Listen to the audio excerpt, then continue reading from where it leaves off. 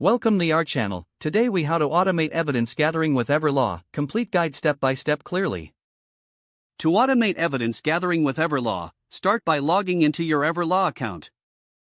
Once you're logged in, navigate to the Projects tab on the main dashboard. Select the project where you want to automate your evidence gathering. In the project workspace, locate the Evidentiary section. Click on Automated Evidence Gathering to initiate the setup process. You will be prompted to create a new evidence gathering template. Choose a relevant name for your template that reflects its purpose. Next, define the parameters for the evidence you want to gather. Specify the data sources, such as emails, documents, or case files. Set up criteria for the evidence to be gathered, including date ranges and keywords. You can also choose to filter by specific custodians or departments. Once your parameters are set, review the details to ensure accuracy. Click on the Save Template button to store your settings. Now, navigate to the Automation tab in the left sidebar.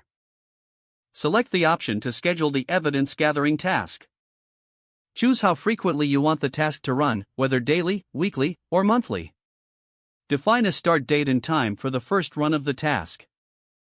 Then, assign notifications to track when the evidence gathering is completed. You can opt to receive alerts via email or in-platform notifications. After configuring your automation settings, click the Schedule Task button. Your automated evidence gathering process is now set up and will run according to your specifications. To monitor results, return to the Evidentiary section periodically. Review the gathered evidence and ensure it meets your needs. If any adjustments are necessary, revisit the template and modify the parameters. Finally, take advantage of Everlaw's reporting features to analyze the gathered evidence efficiently. If the page does not load, refresh the browser or try again in a private or incognito window. Make sure you are using the correct email address, then retype it carefully to avoid small typos.